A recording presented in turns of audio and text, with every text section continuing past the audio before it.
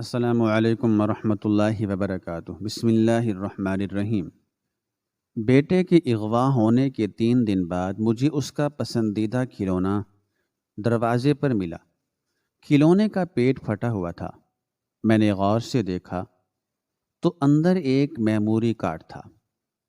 جب میں نے وہ میموری کارڈ چلایا تو اس میں میرے بیٹے کی آواز تھی، پاپا مجھے بچا لو، میں آپ کے آفس کے نیچے والے تہہ خانے میں ہوں اور مجھے قید کرنے والا انکل۔ رات کے پچھلے پہر سناٹا اس قدر گہرا تھا کہ دیوار پر لگی گھڑی کی ٹک ٹک بھی ہتھوڑے کی مانند میرے دماغ پر برس رہی تھی۔ پچھلے 3 دن میری زندگی کے طویل ترین اور اذیت ناک ترین دن تھے، جن میں سورج نکلتا تو تھا مگر میری آنکھوں کے سامنے چھائے اندھیرے کو کم نہیں کر پاتا تھا۔ میرا 5 سالہ بیٹا سائم 3 دن پہلے گھر کے باہر سے کھیلتے ہوئے غائب ہو گیا تھا، اور تب سے لے کر اب تک نہ کوئی تاوان کی کال آئی تھی اور نہ ہی کوئی سراغ ملا تھا۔ پولیس کی تفتیش محض دلاسوں اور کاغذی کارروائی تک محدود ہو کر رہ گئی تھی، اور میری بیوی سائمہ کا رو رو کر برا حال تھا۔ وہ سائم کے کھلونوں کو سینے سے لگائے گم سم بیٹھی رہتی تھی، جیسے اس کی روح اس کے جسم سے نکل کر سائم کے ساتھ کہیں بھٹک رہی ہو۔ میں خود کو سنبھالنے کی کوشش کر رہا تھا مگر اندر سے ٹوٹ چکا تھا۔ میرا نام ظفر ہے اور میں شہر کی ایک بڑی کیمیکل فیکٹری کا مالک ہوں۔ میری دولت، میرا اثر و رسوخ سب کچھ دھرا کا دھرا رہ گیا تھا، کیونکہ میرا اکلوتا وارث میرے پاس نہیں تھا۔ آج تیسری رات تھی۔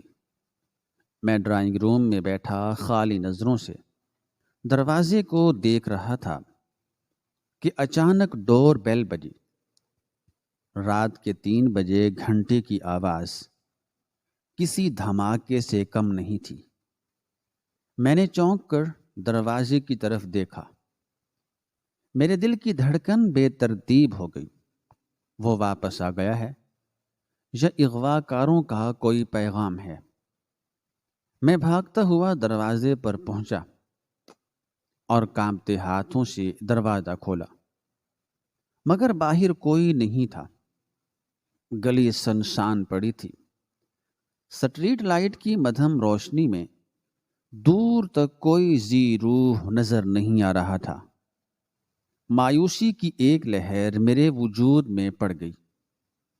میں دروازہ بند کرنے ہی والا تھا کہ میری نظر دہلیز پر پڑی۔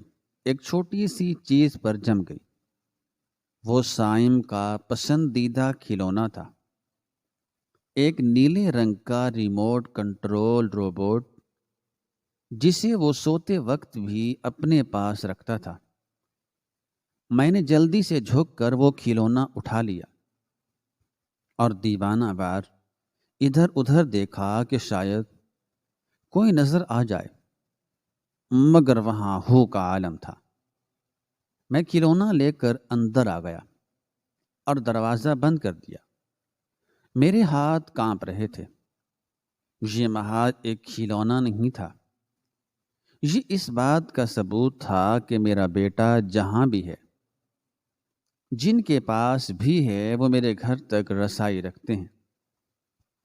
میں نے روشنی میں روبوٹ کو غور سے دیکھا تو میرا دل دہل گیا۔ روبوٹ کا پیٹ بری طرح پھٹا ہوا تھا، جیسے کسی نے اسے زبردستی کھولا ہو اور پھر ٹیپ سے جوڑنے کی بھونڈی کوشش کی ہو۔ میں نے لرزتے ہاتھوں سے وہ ٹیپ ہٹائی تو اندر تاروں کے الجھاؤ کے درمیان ایک چھوٹا سا بلیک میموری کارڈ پھنسا ہوا تھا۔ میرے دماغ میں ہزاروں وسوسے پیدا ہونے لگے۔ کیا اس میں اس کی لاش کی تصویر ہے یا تاوان کا پیغام؟ میں نے فوراً اپنی جیب سے موبائل نکالا، مگر پھر رک گیا اور لیپ ٹاپ آن کیا۔ کارڈ ریڈر میں وہ کارڈ ڈالا اور لیپ ٹاپ سے منسلک کر دیا۔ سکرین پر ایک آڈیو فائل نمودار ہوئی۔ میں نے اسپیکر کا والیوم فل کیا اور پلے کا بٹن دبا دیا۔ کمرے میں 1 سیکنڈ کے لیے شور کی آواز گونجی، اور پھر وہ آواز آئی جس آواز کو سننے کے لیے میرے کان ترس گئے تھے۔ پاپا، پاپا مجھے بچا لو۔ یہ سائم کی آواز تھی۔ اس کی آواز میں خوف اور دہشت تھی۔ وہ رو رہا تھا، پاپا یہاں بہت اندھیرا ہے، مجھے ڈر لگ رہا ہے، میں آپ کے آفس کے نیچے والے تہخانے میں ہوں اور مجھے قید کرنے والا انکل۔ آڈیو اچانک کٹ گئی، جیسے ریکارڈنگ کا وقت ختم ہو گیا ہو یا کسی نے بند کر دی ہو۔ میں سکتے میں آ گیا۔ آفس کے نیچے والے تہخانے میں یہ الفاظ میرے دماغ میں گونجنے لگے۔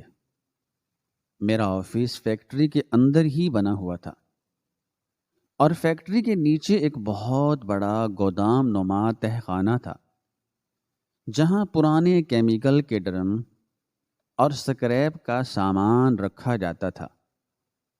وہاں عام طور پر کوئی نہیں جاتا تھا، سوائے صفائی کرنے والوں کے یا اسٹور کیپر کے۔ لیکن سائم نے کہا، انکل، اس کا مطلب ہے وہ شخص جاننے والا ہے، کوئی ایسا شخص ہے جسے سائم پہچانتا ہے۔ میرے ذہن میں شکوک و شبہات کے سانپ بل کھانے لگے۔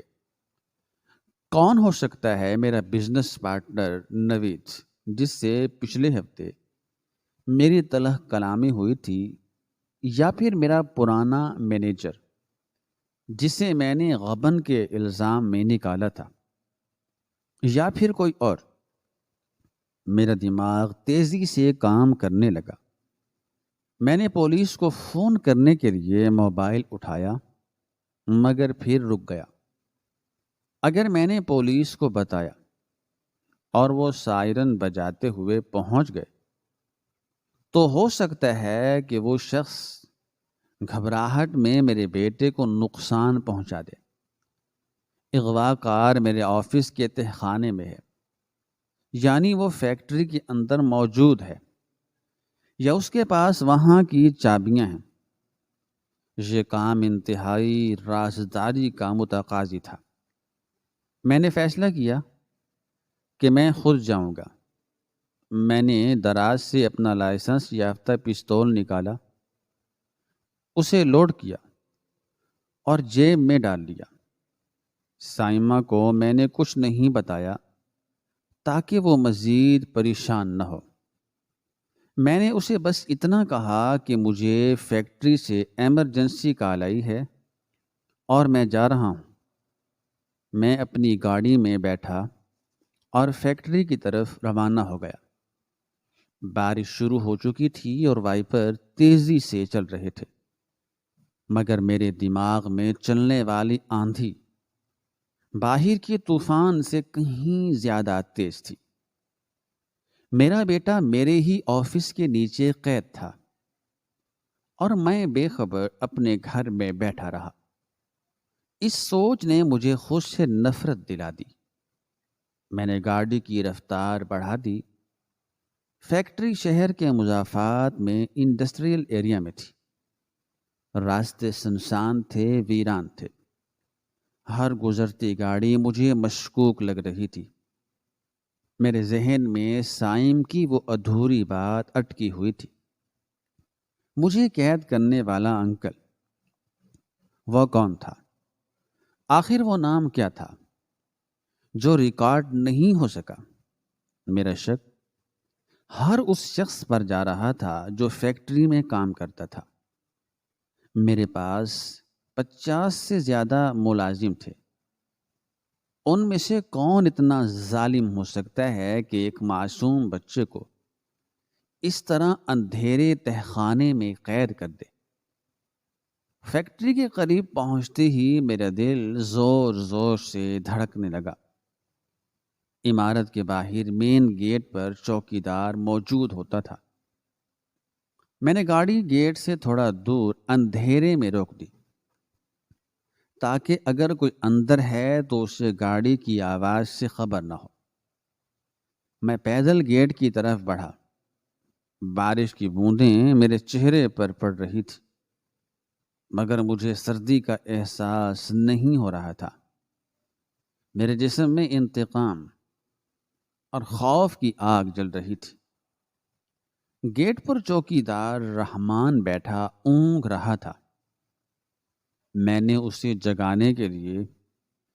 اسے جگانے کی بجائے آہستہ سے چھوٹا گیٹ کھولا جو اکثر کھلا رہتا تھا اور اندر داخل ہو گیا۔ فیکٹری کا احاطہ رات کے وقت کسی بھوت بنگلے سے کم نہیں لگ رہا تھا۔ بڑے بڑے بوائلر اور پائپ اندھیرے میں دو ہیکل بلاؤں کی طرح کھڑے تھے۔ ہر طرف کیمیکل کی مخصوص بو پھیلی ہوئی تھی۔ میں دیوار کی آڑ لیتے ہوئے اپنے آفس کی بلڈنگ کی طرف بڑھا جہاں تہخانے کا راستہ تھا۔ بارش کی وجہ سے کیچڑ تھا اور میرے جوتے آواز پیدا کر رہے تھے۔ میں نے احتیاط سے قدم اٹھائے۔ آفس کی عمارت کے نیچے ہی وہ بیسمنٹ تھی جس کا ذکر سائم نے کیا تھا۔ وہاں جانے کے دو راستے تھے، ایک آفس کے اندر سے اور ایک باہر گودام کی طرف سے۔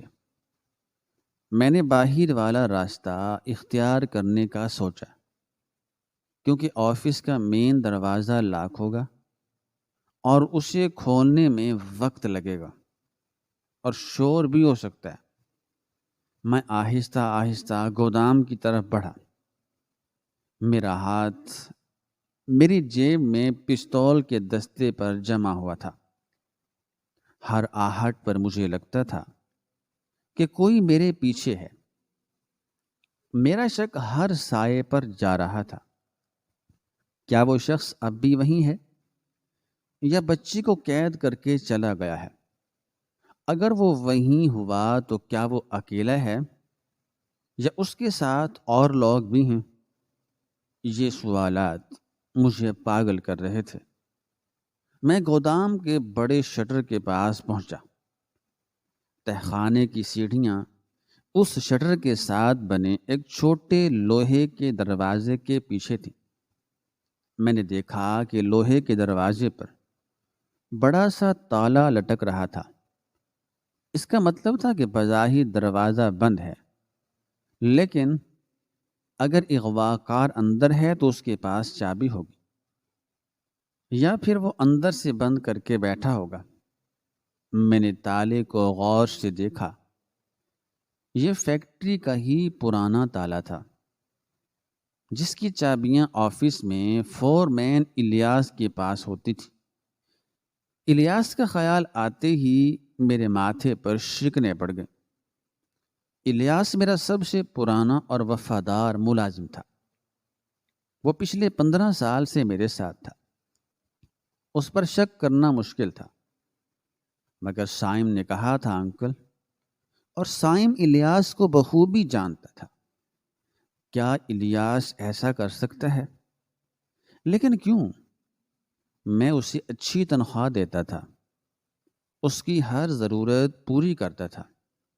نہیں، الیاس ایسا نہیں کر سکتا۔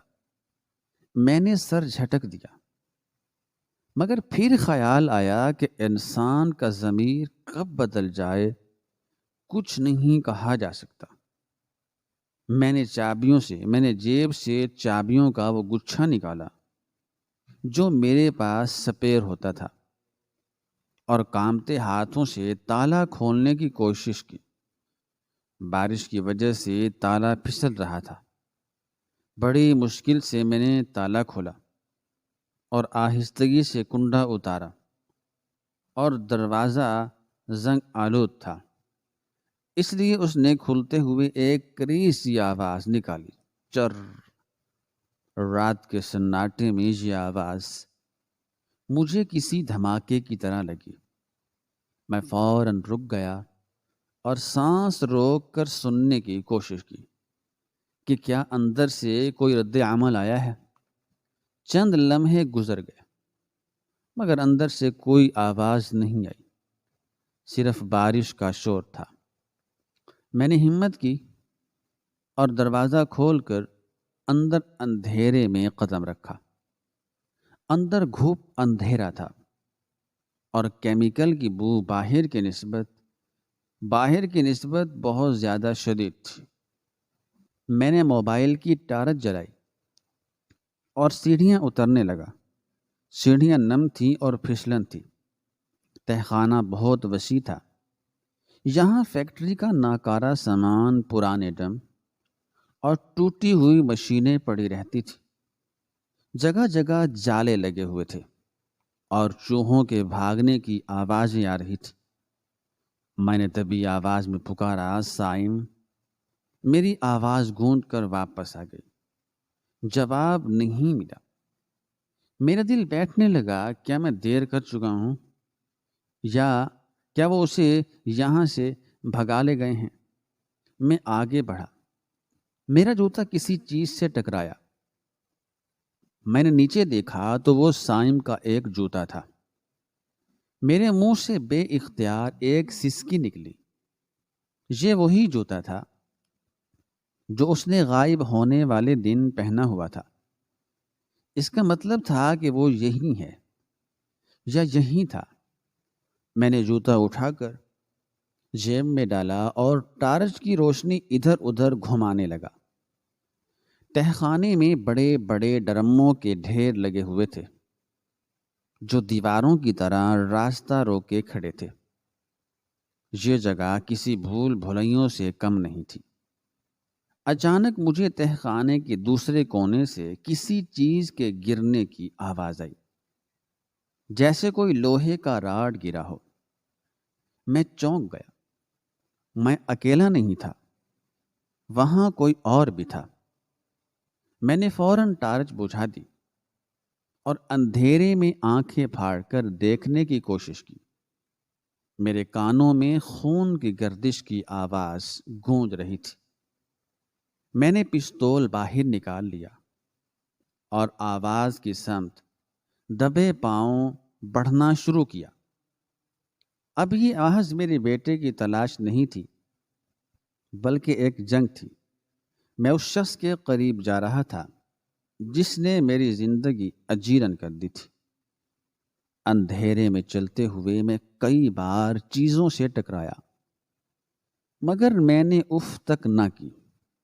مجھے یقین تھا کہ اغوا کار وہی ہے اور وہ بھی میری آہٹ سن رہا ہوگا۔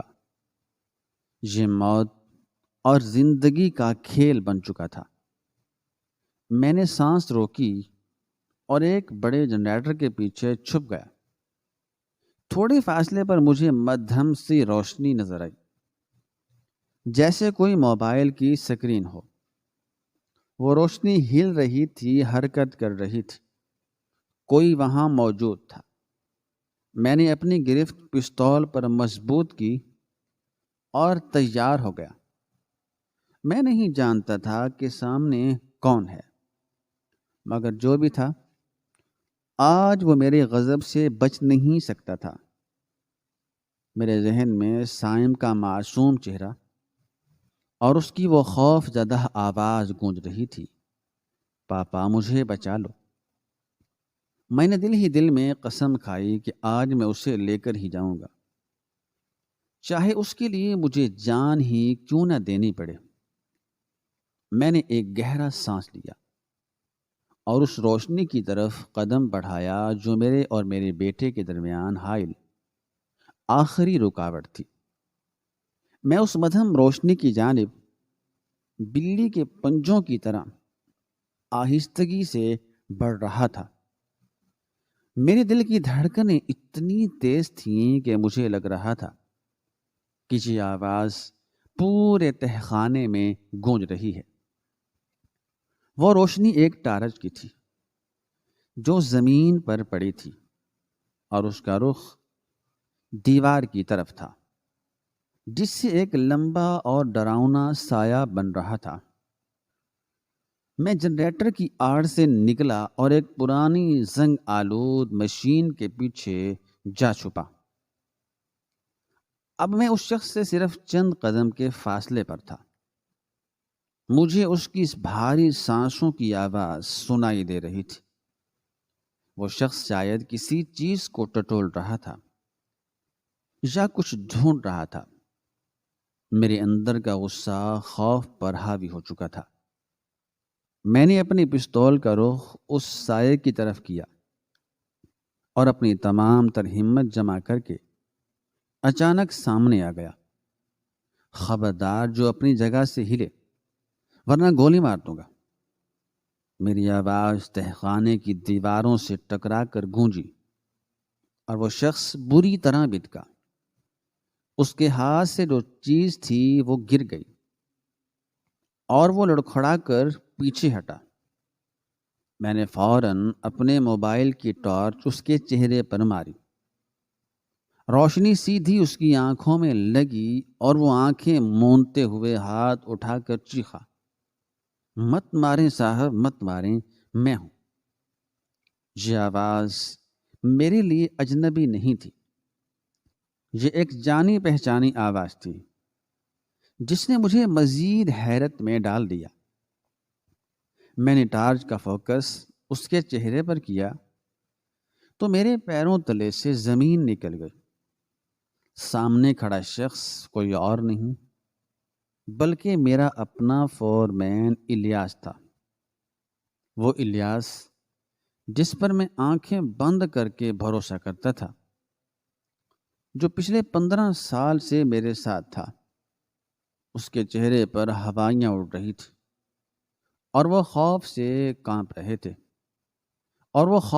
کانپ رہا تھا۔ الیاس، تم؟ میرے منہ سے بے یقینی کے عالم میں نکلا۔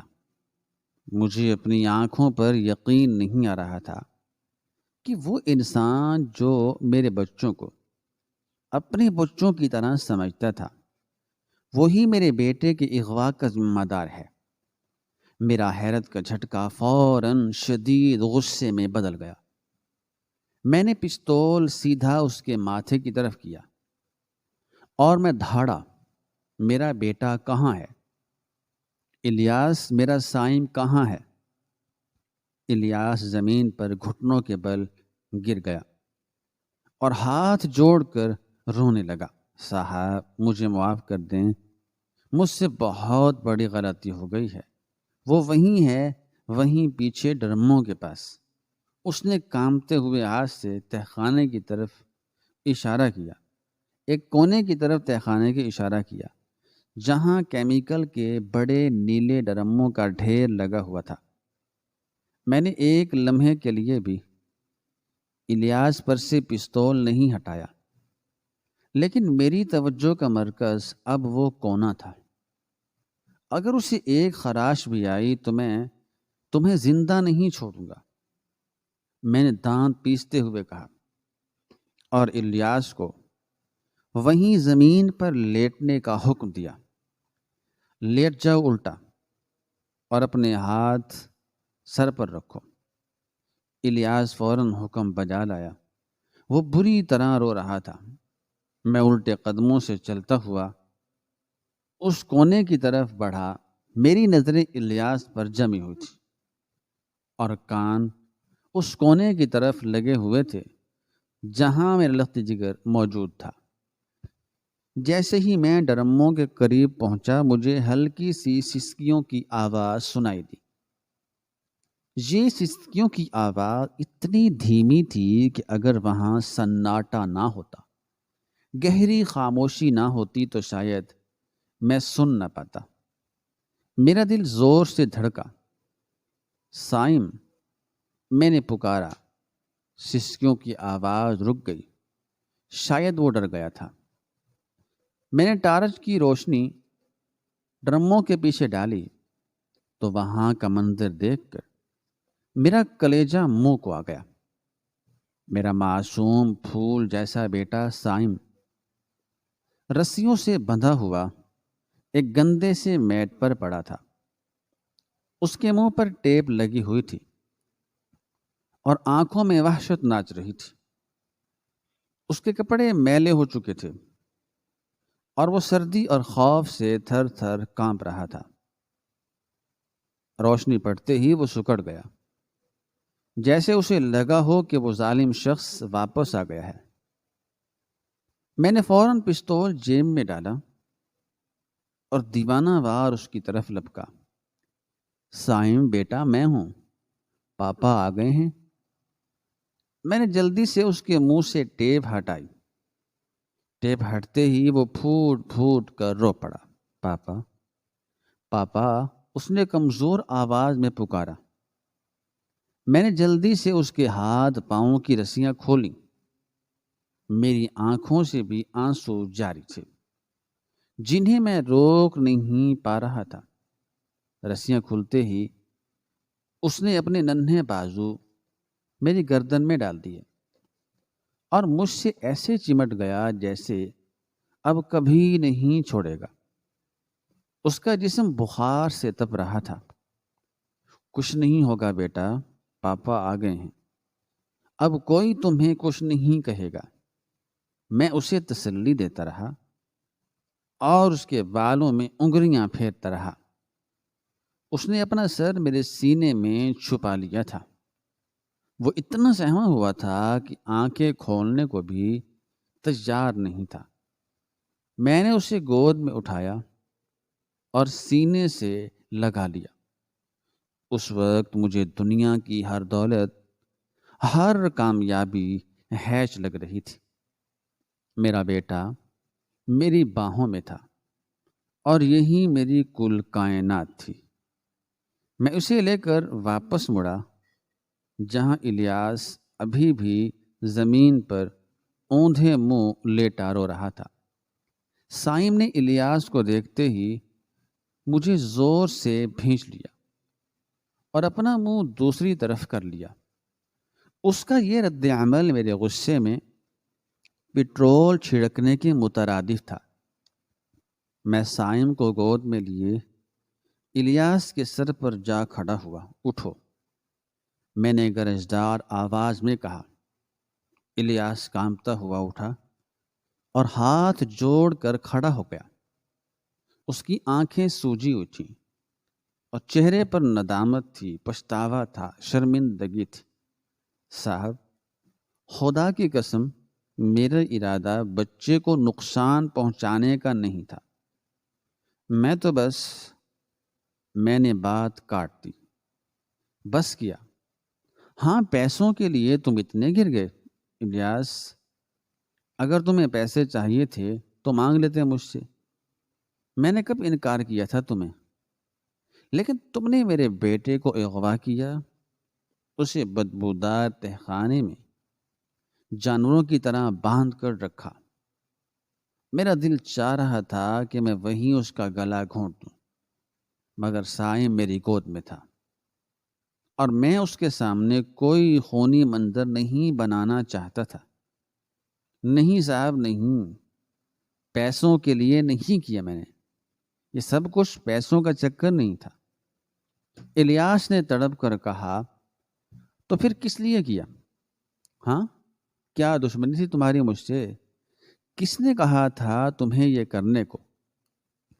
میں نے سوالات کی بوچھاڑ کر دی۔ بتاتا ہوں صاحب، میں سب بتاتا ہوں، بس آپ پولیس کو نہ بلائیں۔ وہ گڑ گڑایا۔ پولیس تو آئے گی اور تم جیل جاؤ گے اور وہیں پر سڑو گے، میں نے کہا، اور سائم کو کندھے سے لگاتے ہوئے اسے تسلی دی۔ ڈرنا نہیں بیٹا، جی انکل اب آپ کو کچھ نہیں کہیں گے۔ میں نے الیاس کو حکم دیا کہ وہ آگے آگے چلے۔ میں اسے آفس لے جا کر اس سے پوری تفتیش کرنا چاہتا تھا کہ آخر ماجرا کیا ہے، اصل وجہ کیا ہے، یہ سب کچھ تم نے کیوں کیا؟ یہ معاملہ اتنا سیدھا نہیں لگ رہا تھا جتنا نظر آ رہا تھا۔ الیاس لڑکھڑاتے قدموں سے آگے چل پڑا اور میں اس کے پیچھے پستول تانے چلتا رہا۔ ہم تہخانے سے باہر نکلے۔ بارش تھم چکی تھی لیکن فضا میں خنکی بڑھ گئی تھی۔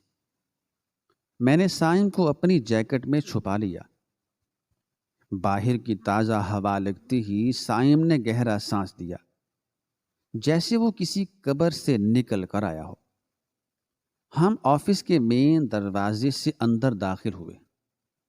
میں نے الیاس کو کرسی پر بیٹھنے کا اشارہ کیا اور خود سائم کو صوفے پر لٹا دیا۔ میں نے فریج سے پانی کی بوتل نکالی اور سائم کو پانی پلایا۔ اس نے ایک ہی سانس میں آدھی بوتل خالی کر دی۔ اس کی پیاس اور بھوک کا اندازہ کر کے میرا دل خون کے آنسو رو رہا تھا۔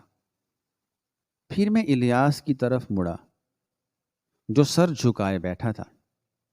اب بکو الیاس، سچ سچ بتاؤ، ورنہ میں بھول جاؤں گا کہ ہمارا کتنا پرانا ساتھ ہے۔ میں نے کرسی کھینچ کر اس کے سامنے بیٹھتے ہوئے کہا۔ الیاس نے نظریں اٹھا کر میری طرف دیکھا۔ اس کی آنکھوں میں عجیب سی بے بسی تھی۔ صاحب، آپ کو یاد ہے 3 دن پہلے آپ جلدی گھر چلے گئے تھے؟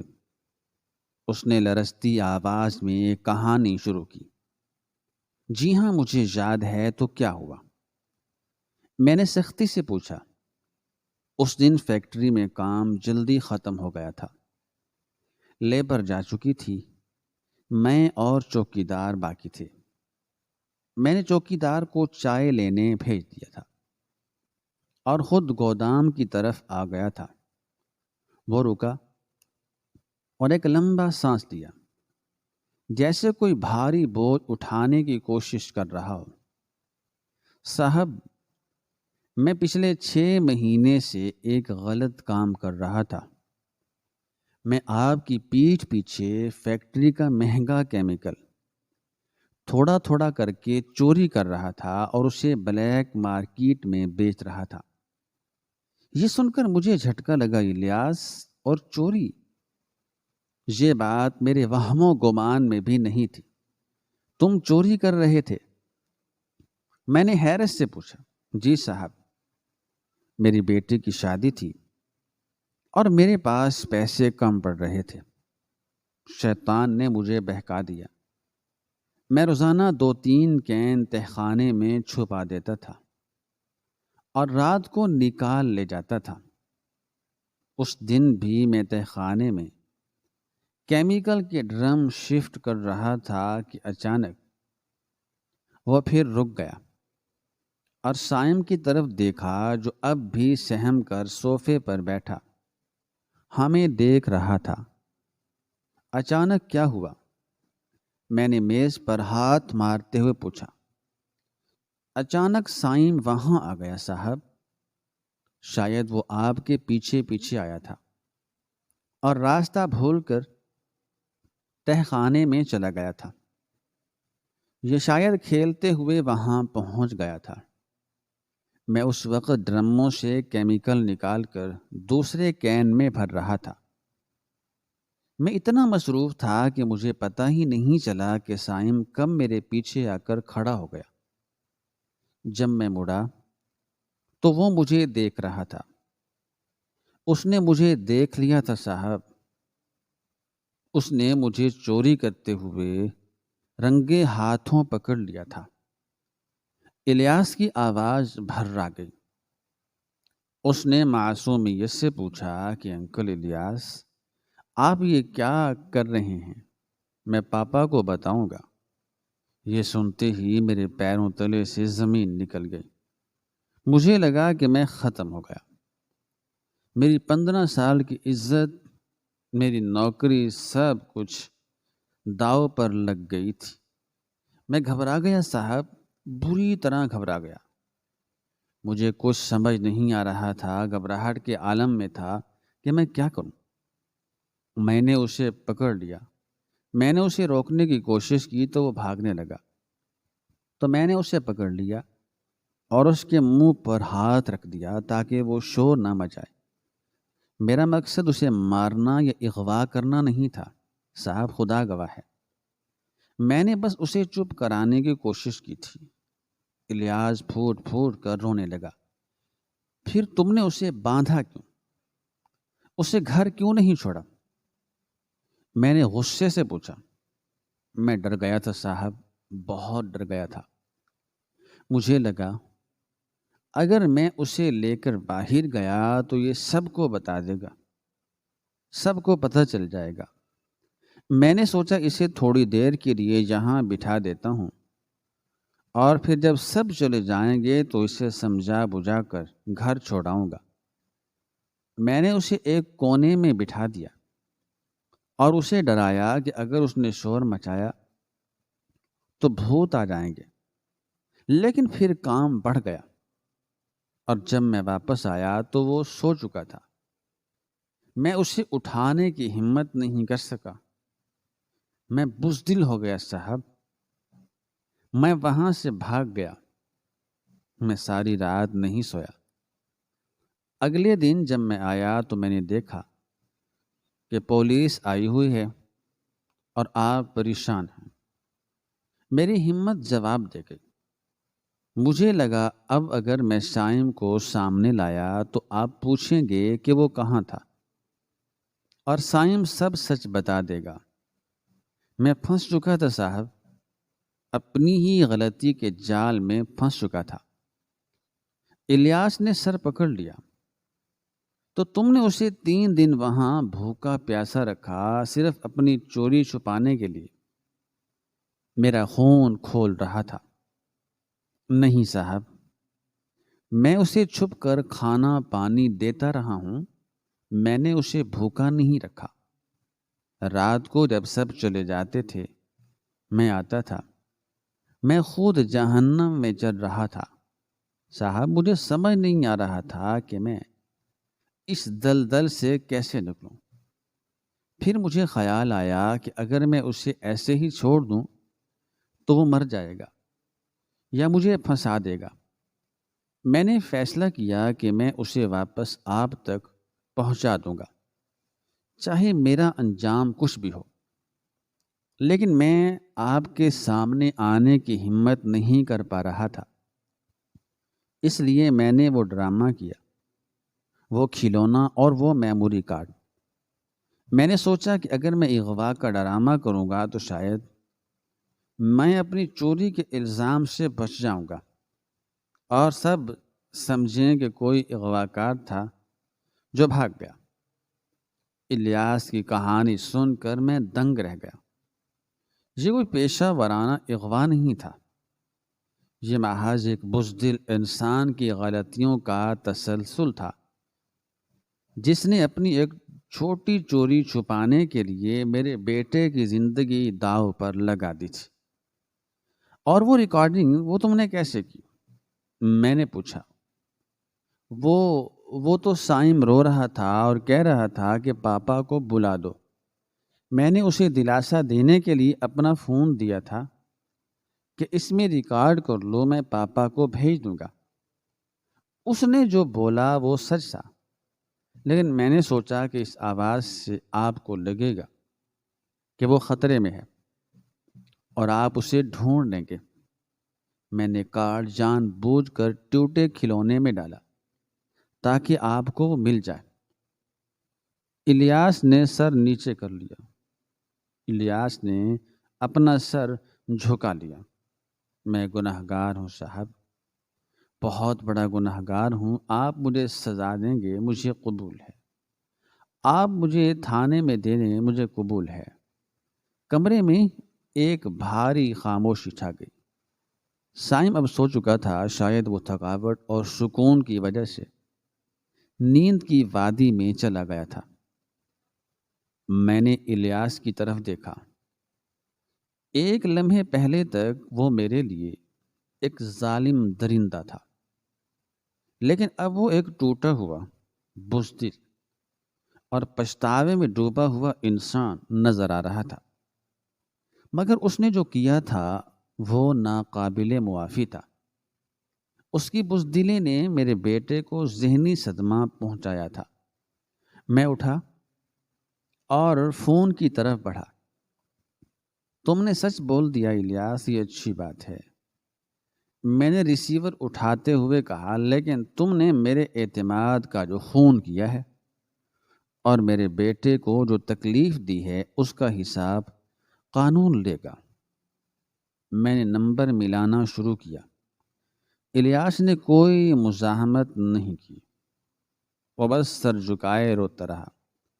باہر صبح کی سفیدی نمودار ہو رہی تھی۔ 3 دن کا اندھیرا چھٹ چکا تھا۔ میرا بیٹا میرے پاس تھا اور سچ سامنے آ چکا تھا۔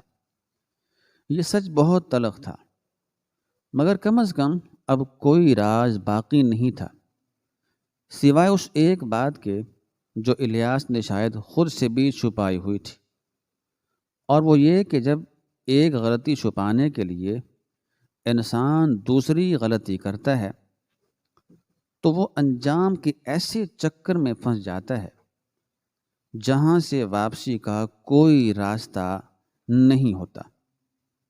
میں نے فون رکھ دیا اور گہری سانس لی، جیسے میرے سینے سے کوئی پہاڑ ہٹ گیا ہو۔ پولیس کو اطلاع دی جا چکی تھی اور اب بس انتظار کی گھڑیاں تھیں۔ میں سائم کے پاس بیٹھ گیا اور اس کے بالوں میں انگلیاں پھیرنے لگا۔ وہ نیند میں بھی کبھی کبھار سسکیاں لیتا تھا، جس سے اندازہ ہوتا تھا، جس سے یہ پتہ چلتا تھا کہ اس معصوم جان پر کیا گزری ہے۔ الیاس کونے میں بیٹھا، اب خاموش تھا۔ شاید اسے اپنے انجام کا اندازہ ہو چکا تھا، یا شاید وہ اپنے کیے پر شرمندہ تھا۔ تھوڑی ہی دیر میں سائرن کی باہر آوازیں گونجنے لگی۔ ان آوازوں میں اب خوف نہیں بلکہ تحفظ کا احساس تھا۔ پولیس موبائلز فیکٹری کے احاطے میں داخل ہوئیں اور چند ہی لمحوں میں انسپیکٹر اپنی ٹیم کے ساتھ آفس میں داخل ہو گیا۔ انہوں نے آتے ہی صورتحال کا جائزہ لیا۔ میں نے مختصر الفاظ میں انہیں ساری بات بتا دی کہ کیسے الیاس نے اپنی چوری چھپانے کے لیے یہ سارا ڈرامہ رچایا تھا۔ پولیس والوں نے الیاس کو ہتھ کڑی لگائی اور اسے باہر لے جانے لگے۔ جاتے جاتے الیاس نے ایک بار مڑ کر میری طرف دیکھا۔ اس کی آنکھوں میں معافی کی درخواست تھی، مگر اب بہت دیر ہو چکی تھی۔ اس کی ایک غلطی نے اسے مجرم بنا دیا تھا۔ میں نے سائم کو اپنی گود میں اٹھایا اور پولیس کی گاڑی میں بیٹھنے کی بجائے اپنی گاڑی میں لے جانے کو ترجیح دی۔ انسپیکٹر نے مجھے اجازت دے دی اور کہا کہ وہ صبح بیانات کے لیے تھانے آ جائیں۔ میں نے سائم کو پچھلی سیٹ پر لٹایا اور گاڑی گھر کی طرف موڑ دی۔ اب صبح ہو چکی تھی اور سورج کی پہلی کرنیں آسمان پر نمودار ہو رہی تھی۔ یہ کرنیں میرے لیے امید کا پیغام تھی۔ 3 دن کا اندھیرا چھٹ چکا تھا۔ میں گھر پہنچا تو سائمہ گیٹ پر ہی کھڑی تھی۔ شاید اسے میرے آنے کا الہام ہو گیا تھا، یا وہ ساری رات سوئی ہی نہیں تھی۔ گاڑی رکتے ہی وہ دیوانہ وار بھاگی۔ میں نے پچھلا دروازہ کھولا اور سائم کو باہر نکالا۔ سائمہ نے سائم کو دیکھتے ہی ایک چیخ ماری اور اسے مجھ سے چھین کر سینے سے لگا لیا۔ وہ دونوں ماں بیٹا وہیں زمین پر بیٹھ گئے اور رونے لگے۔ یہ خوشی کے آنسو تھے۔ سائم بھی ماں کی خوشبو پا کر جاگ گیا اور اس سے لپٹ گیا۔ اس منظر کو دیکھ کر میری آنکھوں میں بھی نمی آ گئی۔ ہمارے گھر کی رونق واپس آ چکی تھی۔ اگلے چند دن ہم نے سائم کا بہت خیال رکھا۔ ڈاکٹرز نے معائنہ کیا اور بتایا کہ وہ جسمانی طور پر ٹھیک ہے، بس ذہنی دباؤ کا شکار ہے۔ وقت گزرنے کے ساتھ ساتھ سائم کی مسکراہٹ واپس آنے لگی، مگر وہ اندھیرے سے ڈرنے لگا تھا، اور ہم کوشش کرتے تھے کہ اسے کبھی اکیلا نہ چھوڑیں، تنہا نہ چھوڑیں۔ الیاس کا کیس عدالت میں چلا۔ اس نے اپنا جرم قبول کر لیا تھا۔ عدالت نے اسے چوری اور اغوا کے جرم میں لمبی قید کی سزا سنائی۔ مجھے اس پر ترس آتا تھا۔ ترس تو آتا تھا کیونکہ وہ ایک محنتی آدمی تھا، مگر قانون کے کٹہرے میں جذبات کی کوئی جگہ نہیں ہوتی۔ اس کی سزا اس لیے بھی ضروری تھی تاکہ پھر کوئی اپنی غلطی چھپانے کے لیے کسی معصوم کی زندگی سے نہ کھیلے۔ اس سارے واقعے نے مجھے ایک بہت بڑا سبق دیا کہ انسان بعض اوقات چھوٹے فائدے کے لیے ایسے راستے پر چل پڑتا ہے جو اسے تباہی کی طرف لے جاتا ہے۔ الیاس نے صرف چند روپوں کے کیمیکل کے لیے اپنی عزت، اپنی آزادی اور اپنا سکون سب کچھ برباد کر دیا۔ اگر وہ اس دن سچ بول دیتا اور اپنی غلطی مان لیتا تو شاید میں اسے نوکری سے نکال دیتا، لیکن وہ جیل جانے سے بچ جاتا۔ لیکن جھوٹ کو چھپانے کے لیے دوسرا جھوٹ انسان کو دلدل میں دھکیل دیتا ہے۔ آج جب میں اپنے آفس کے تہخانے میں جاتا ہوں تو مجھے وہاں کیمیکل کے ڈرم نہیں بلکہ وہ خوفناک یادیں نظر آتی ہیں۔ لیکن پھر گھر آ کر جب سائم کو کھیلتے ہوئے دیکھتا ہوں تو خدا کا شکر ادا کرتا ہوں کہ اس نے ہمیں اس امتحان سے سرخرو کیا۔ سچی کہتے ہیں کہ جرم کا راستہ بہت چھوٹا ہوتا ہے، مگر اس کا انجام بہت لمبا اور دردناک ہوتا ہے، اور سچائی خواہ کتنی ہی کڑوی کیوں نہ ہو، وہ انسان کو ہمیشہ آزاد رکھتی ہے۔